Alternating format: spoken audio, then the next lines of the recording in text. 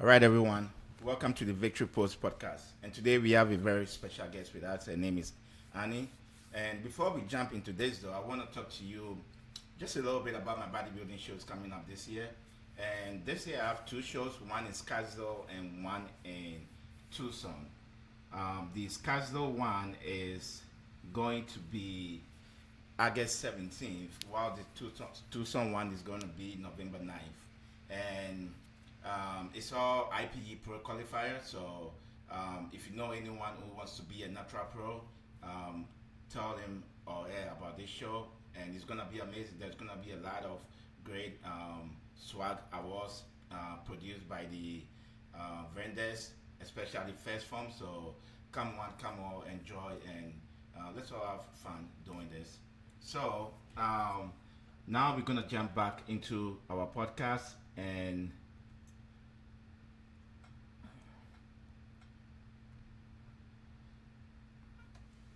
Annie, I want to thank you very much for coming to my podcast.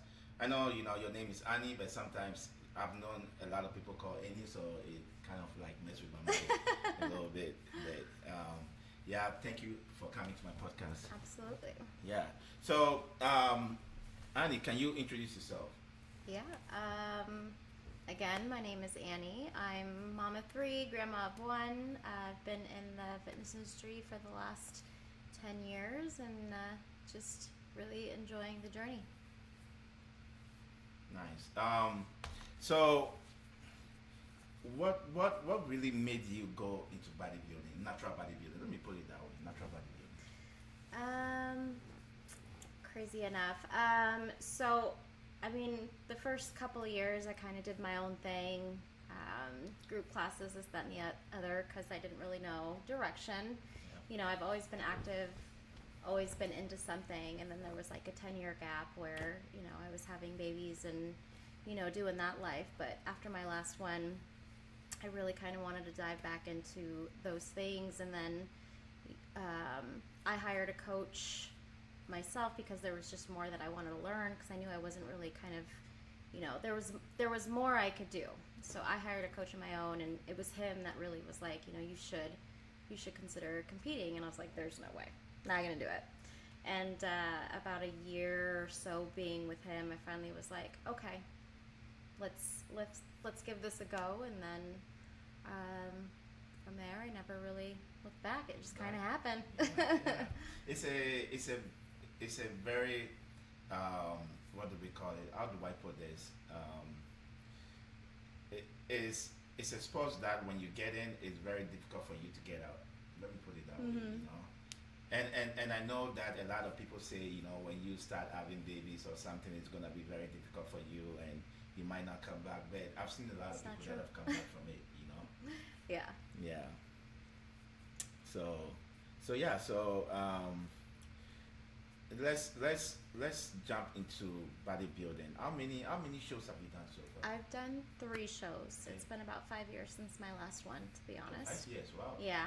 I'm hoping to get back into it this year. A lot of work to be done, though, so we'll see.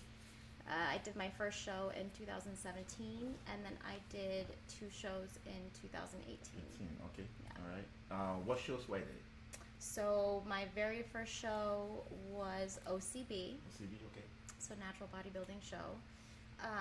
And it was then that I was like, okay, the unknown has been taken care of. Yeah. And I was like, I want to do this exact same show the next year. And that's exactly what I did. But right before that show, we decided kind of last minute to do like a warm-up show. We did an NPC show, which I was just going for the experience, and I ended up doing very well, took overall, and I competed in figure. So again, I'm smaller, didn't expect too much, but did pretty well, and then I ended up doing the OCB show again. Show again? Yeah. Oh, nice, nice. So when you competed in both the NPC and the natural organization, what do you think was the difference?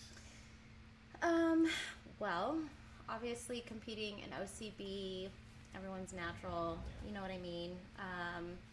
There wasn't much intimidation as far as like who was going to show up that day, what they were going to look like. I mean, there was, but with NPC, obviously it's not as tested, so you don't know what you're working with. And I would say at the end of the day, no matter what, either way, it just really depends on who shows up and what package they bring. So Nice. Yeah, the NPC world and the natural world is there is a big difference. there is a big difference. There's Yeah. a big difference. Yeah.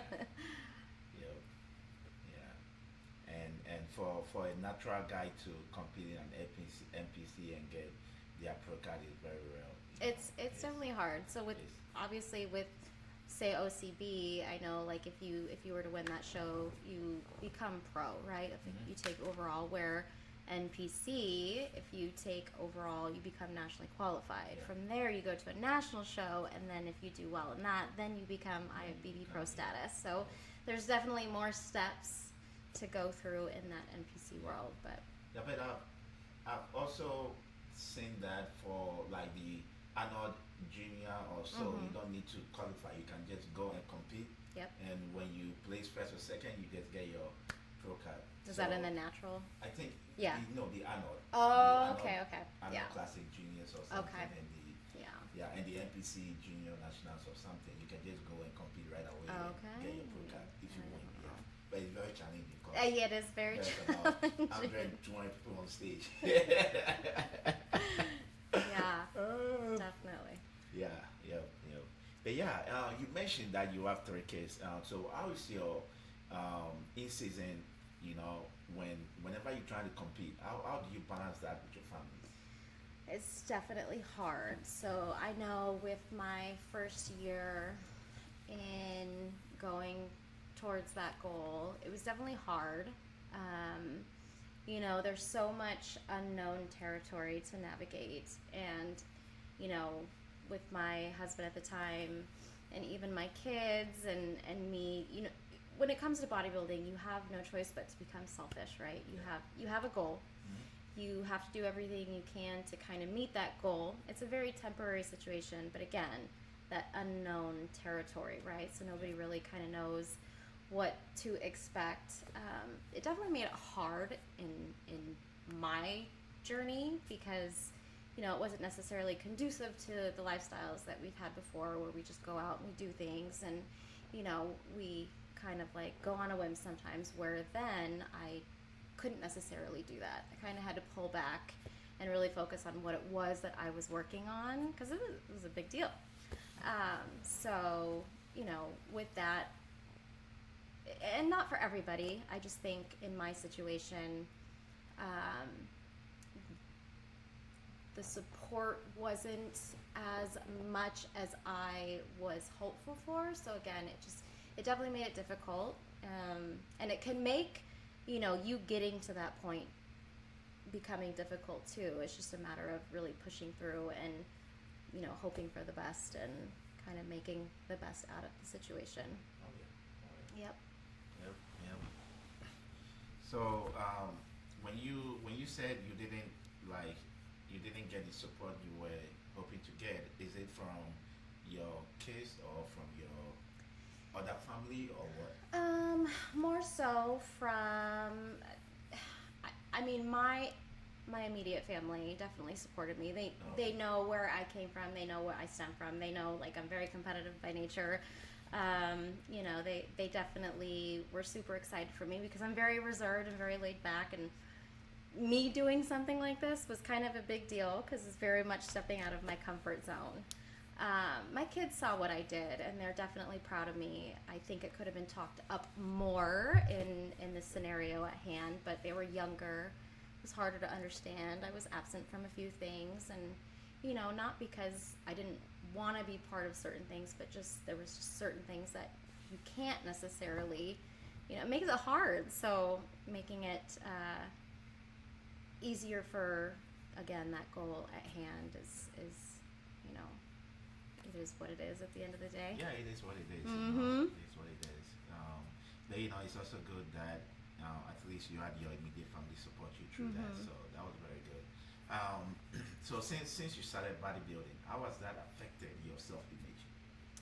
You know, I would say, obviously, with bodybuilding, you getting to that stage, I think everybody might experience that whole body dysmorphia right after the fact. You know what I mean? Because that image that you built into for so long and the work that it took to get to that point is obviously not sustainable, right? Yeah.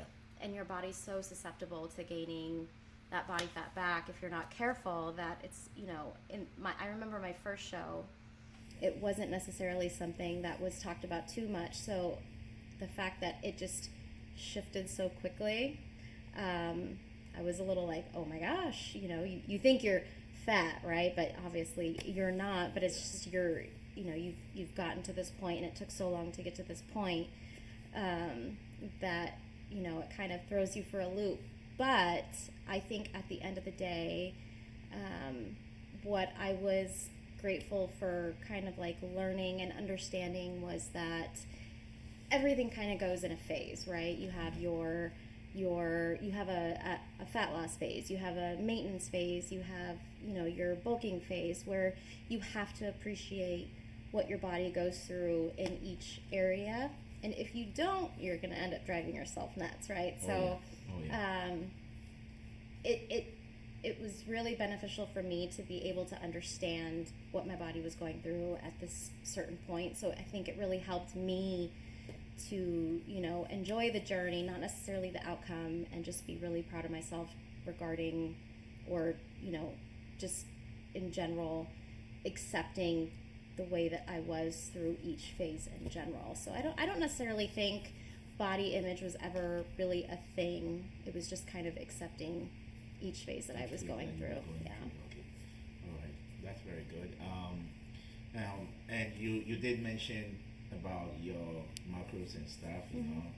Can you talk a little bit about, so, for example, when you competed in the NPC Federation, how was your macros?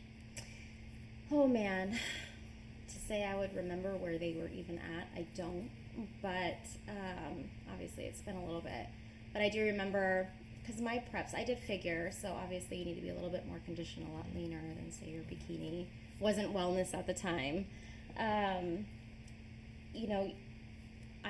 thankful that my process was a lot longer, and I didn't have to cut so aggressively. But as you get closer, the grind becomes harder and food becomes less. So I do remember I was definitely hungry, but you just keep remembering your whys and what you're doing it for, and temporary is temporary. So as far as macros, I mean, and that's the thing that I love about macros too, is you really learn how to make it work for you. Like with my clients, I don't necessarily tell them what to eat. I teach them how to eat, right? So the fact that I was taught how to eat prior to going into this, I think it was really, really helpful, because I knew the adjustments that I could make within to be able to make it more sustainable. And even though I was hungry, learning what worked for me, what didn't, high volume versus low volume foods, and kind of incorporating things that just made it better for me through the process. Yeah. All right, nice. So, in regards to like you just talked about your clients. Okay, so let's talk a little bit about that. I know you do work at the new gym over there called the World Gym. Mm-hmm. Can you talk a little bit about how that is as compared to maybe when you were in Shark Sports? As far as training, not really much different. I'm pretty happy with the fact that I can still kind of do things my way, my style. I know coming into this world of training and kind of making a way for myself, it was very hard to find a space where I could, do my own and be my own. Because a lot of the times when you go somewhere, you kind of have to morph into what they are, right? Yep. And I experienced that quite a few times. And with Shark, obviously, I was an athlete with them turned coach, both nutrition and training. and I was more than thankful to be part of that because again we're all pretty much like-minded people. We all pretty much stemmed from the same background. We all had the same coach in general. And then when I transitioned into World Gym, it really wasn't much different. I can still be who I am as a trainer and not have to morph into anybody or any type of person specifically. I can do my thing. Now how I handle my nutrition clients is just a little different but all the same basic, things that Basic things I've that done. you do, Yeah, right? Yeah. so. So, in regards to clients, how long have you been training clients? I have been training clients 7-8 years now. 7, 8 years now. Yeah. And what's the big takeaway that you've gotten from any client? The big takeaway? Takeaway, yeah. Oh man, that could be an answer in so many different areas. Yeah. I know when I speak with people, especially in the beginning, like when you have your initial consultation, is that a majority of the people just really need that hands-on accountability. Okay. Even for me as a trainer, I feel like I even like having someone holding me accountable. Every trainer needs a trainer, just like each human in general needs someone out there really helping with that guidance, especially when it's hard. 'Cause there's, this industry is obviously very saturated, so there's so many things out there that I kind of like. When I have somebody who's hired me to help them, I like to reel them in. I'm all about that. Train smarter, not harder, which doesn't necessarily mean you don't work hard, but it's just, don't overcomplicate it. It can be simplified and you can still make results without driving yourself completely nuts, thinking like, I'm not getting anywhere, and, helping them with that hamster wheel over and over. So I would say, the biggest takeaway is really kind of helping people dial it back in, kind of setting them up with programs to kind of keep it more simplified, and that something, at the end of the day that is sustainable and they can see themselves doing long term, because that's what this is about. That's what this is about, lifestyle. yeah. Yep, lifestyle change, of course. So, most clients have like their own aspect of like what they really want from each client, right? Mm-hmm. So if a client comes to you and say, you know what, Annie, I'm looking to lose weight, but I don't know the process. Can you walk me through like a very simplified process that you think will work for me just by looking at me? Again, depending on what someone comes in at, right? Yeah. Everybody's different. Mm-hmm. A lot of the times there's keywords when you speak with people. Okay, all right. And if their first initial statement is, I want to lose weight, I'll ask them what their movement's like. What is it that they're doing from day to day? Okay. But at the end of the day, when it comes to losing weight, okay, well, how is your nutrition? Nutrition plays such a big role in how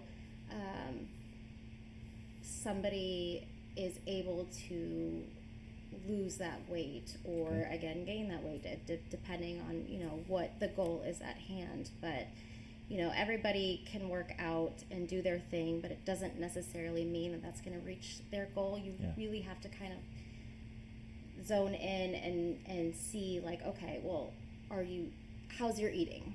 You can't, what is that phrase? You can't outrun a bad diet. A bad you know diet what I or mean? something, And and it's funny because I'm in this industry, so when it comes to macros, I'm like, everybody knows about it, right? I've been doing this for so long that I'm like, everybody knows about this. But 9 out of 10 people that come and talk to me, they really don't have much information. They understand counting calories, but it's like, what are you getting within those calories that's making it benefit you long term? So I just try to guide people in that direction. Nice. So you did mention, we're talking about weight loss over here, and let's talk a little bit about fat loss, because I know there is a big difference between weight loss and fat loss. Mm-hmm. Can you walk us through, as a coach, can you walk us through what the differences are between weight loss and fat loss? Okay. Well, when you're working hard and doing something, and this is my thought process on it, of course. Anybody can lose weight. but what is it they're losing essentially, Okay. right? You can do all the cardio, you can do all the workouts, you can starve yourself, you could do this. But a lot of the times when people are losing weight, they don't necessarily realize that they're just not losing body fat. They could be losing some muscle mass at the same time. It really depends on that input versus output as far as energy and what they're kind of doing with their body at the same time. Now, with fat loss, it can be a little more intricate with your diet and workout regimen, and the fact where you're putting in the work, but at the same time you're fueling your body correctly, right? So protein, obviously everybody's best friend at the end of the day. Oh, yeah. And then having a sufficient amount of carbs and fat, where a lot of the times people think, oh, I'm not having any carbs, I'm going carb free, which yeah, you're gonna lose weight, of course. But what happens when you implement those carbs back into your life? You know what I mean? It just, you kind of almost go right back to where you started, and sometimes even worse. So I love to teach people the importance of fueling your body correctly to where it's working for you, not necessarily against you. Okay. And getting the movement in that's needed, and again, depending on the goal at hand, kind of guiding them in the right direction with that. Nice. So, what are some? So now let's talk in your perspective. What are some experiences or some things your body goes through while you are aiming for a low fat diet? Well, you can't always be in a fat loss phase. You can't always be in that gain phase either. There's always a phase. Okay.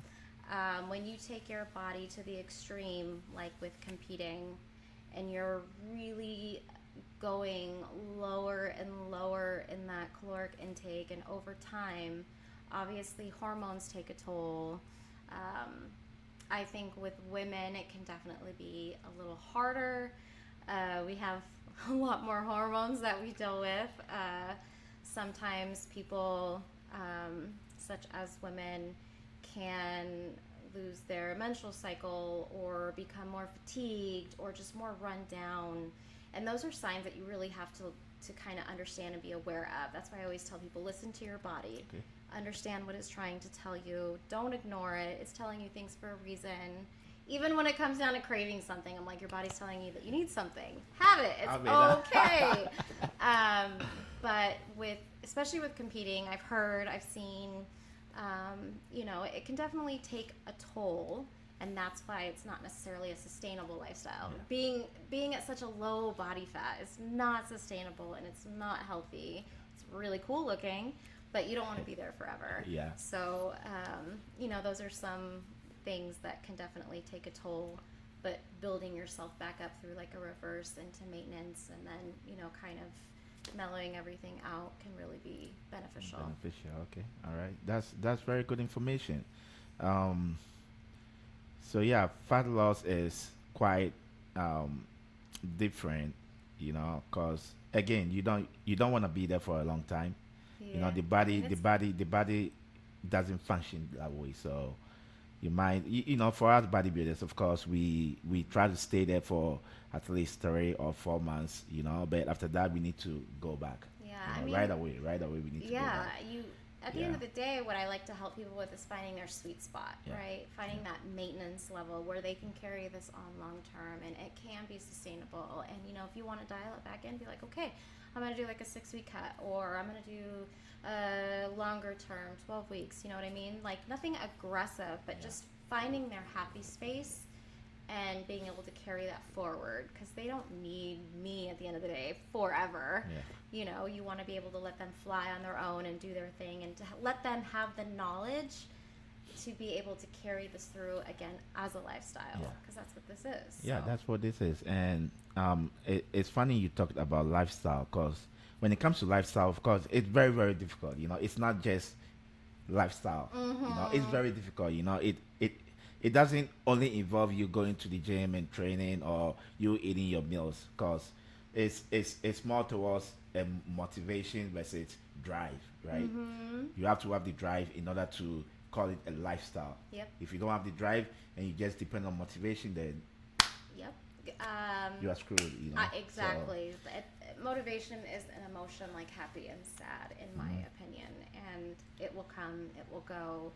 So if you choose not to do something based on the motivation portion alone, then chances are you're probably not going to get very far, or it's going to take you a lot longer. It's that drive, it's that discipline, it's that adherence to what it is, a perseverance that you're looking for, and really just kind of striving and knowing what it is that you want at the end of the day. What are your whys? Remember your whys. Yeah, remember your whys. Yes.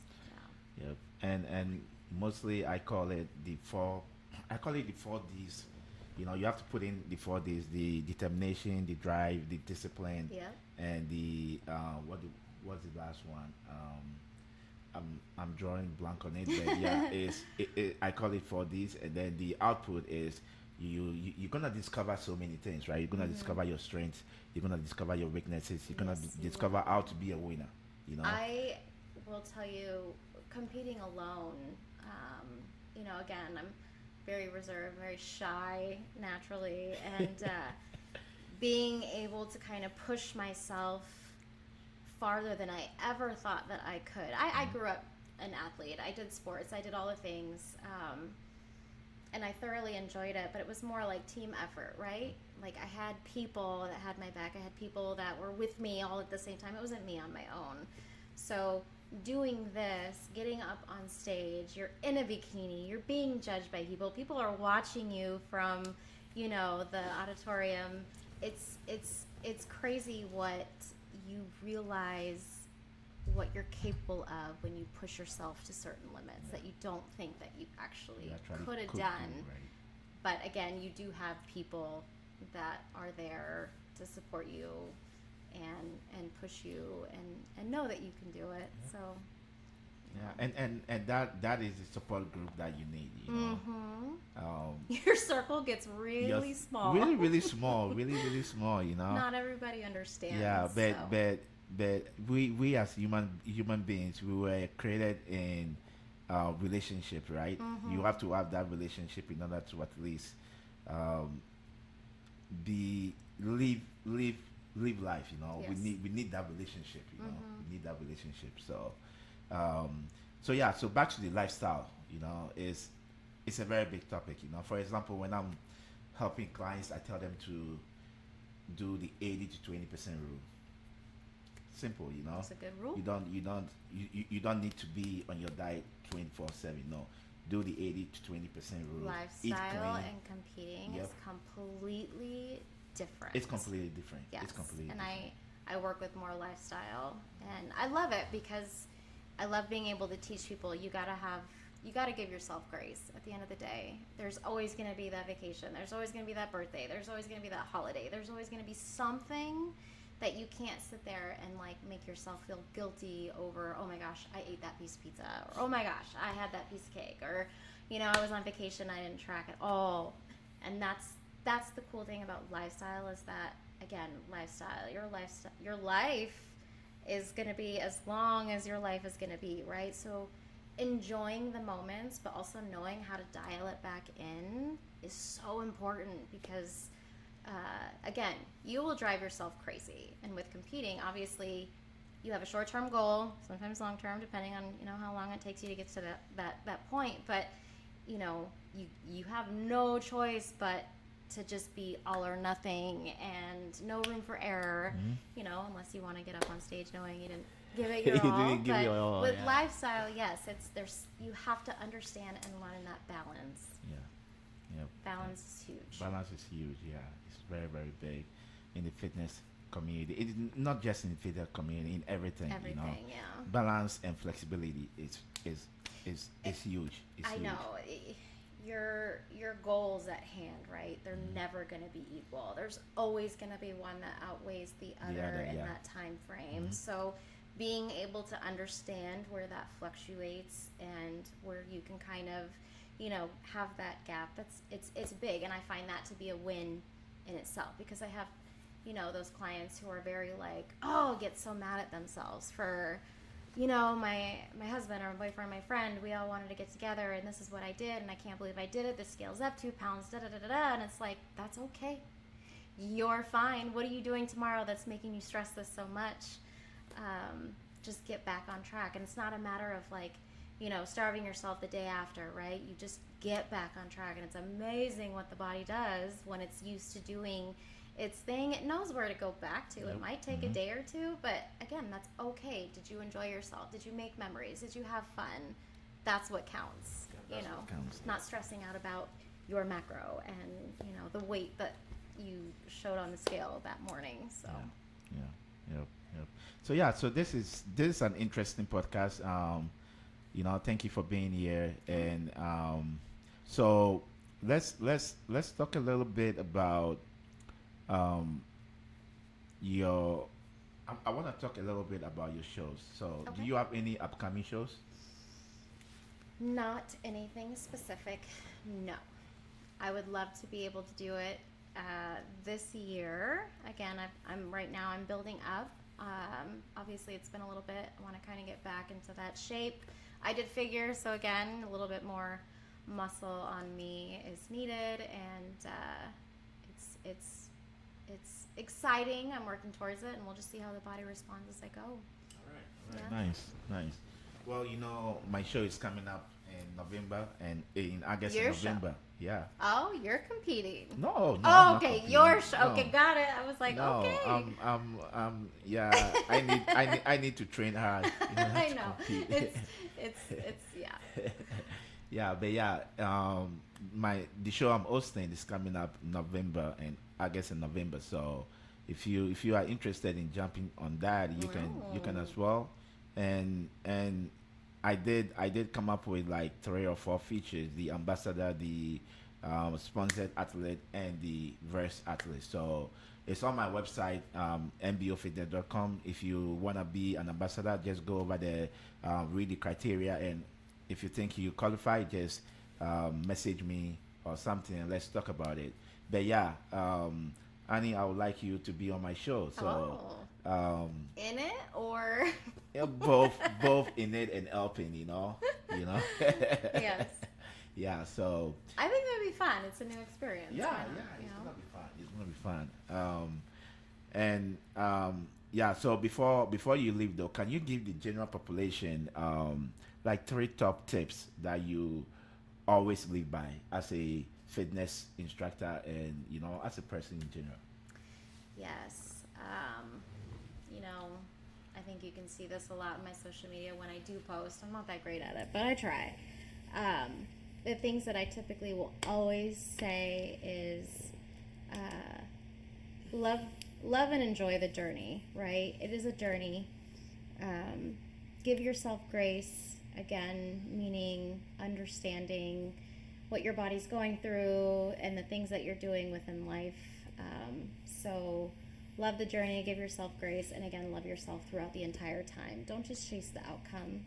Really take the time to explore and enjoy the process at hand, because that's what's getting you to this outcome, right? Yeah.